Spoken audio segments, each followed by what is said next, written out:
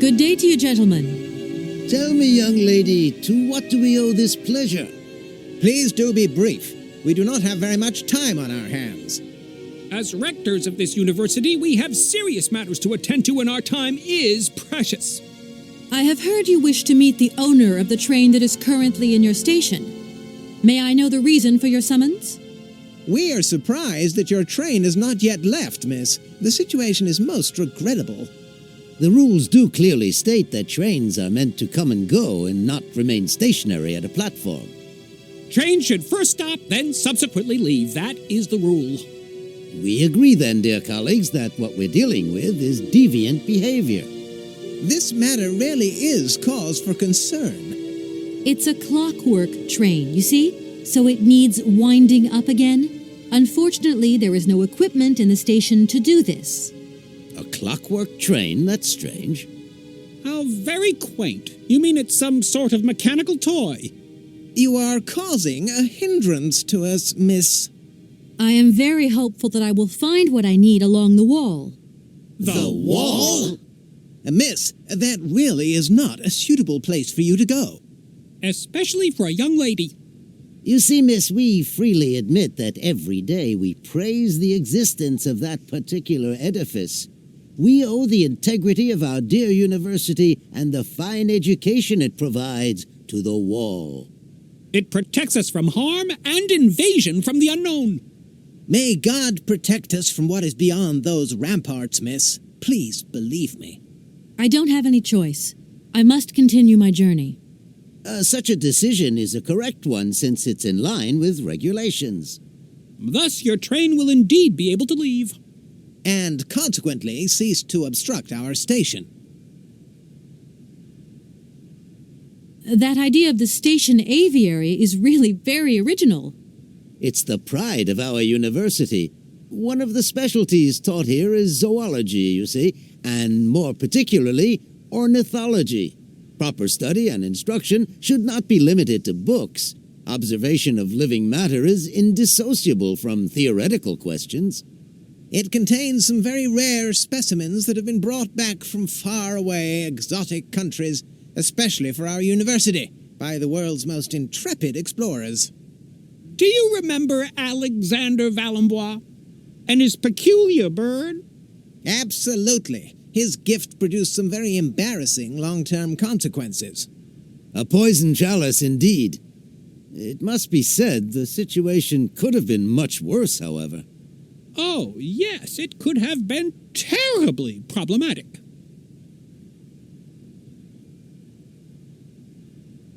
Some sailors have agreed to tow the train, but I don't have enough money to pay them. I was wondering if you could help me out. For a while. I could work for the money. Please wait, miss. We have certain confibulations to attend to. That is right. We must confibulate between ourselves. A collegiate decision must be taken. I hope that we are not indisposing you in any way. Why not? If it helps us get rid of that train. My word, that is a fine idea. What do you have in mind, gentlemen? When you arrived here, you must have noticed a splendid bandstand which honors the main university courtyard. A unique piece of mechanical craftsmanship which no longer works, alas. Why, yes, we have very moving memories of its melodies. We're prepared to offer you a financial reward if you can set it working again. With pleasure. What do I have to do?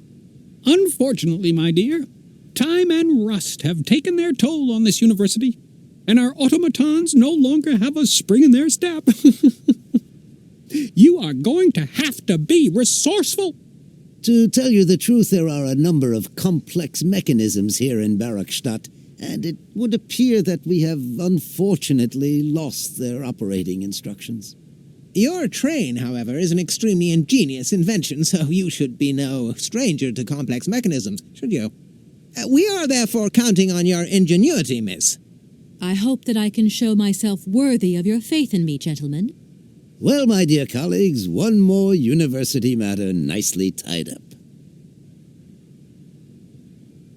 Here we are, busy chatting, and look at the clock. It's tea time. Already? My word, doesn't time fly by? Thank you for a charming visit, miss. And thank you, gentlemen.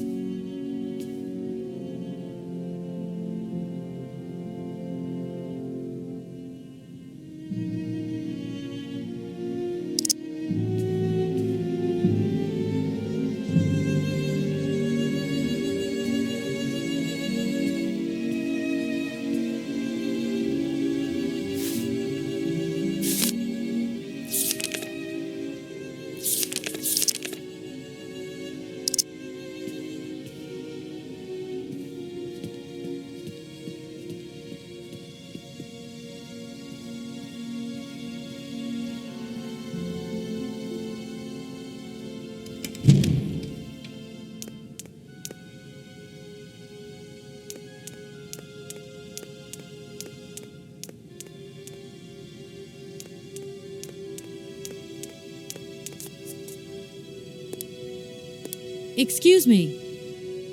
Sir, please, just a moment. Yes, what is it? I'm not deaf, you know. I am sorry to disturb you in your work, sir, but... This young Mammothus primigenius is barely 40,000 years old. Fantastic, wouldn't you say, miss? Yes. Probably. What do you mean, probably? I don't know. You don't know? Oh, you don't know, I see. What can I do for you, my dear child? If I were to say Forest Sauvignon to you, what would you say? Oh, let's see. Sauvignon. Sauvignon? I would say it's some kind of tropical shrub, don't you think? We are talking about the same plant, then. It is a very rare shrub with small, juicy fruits.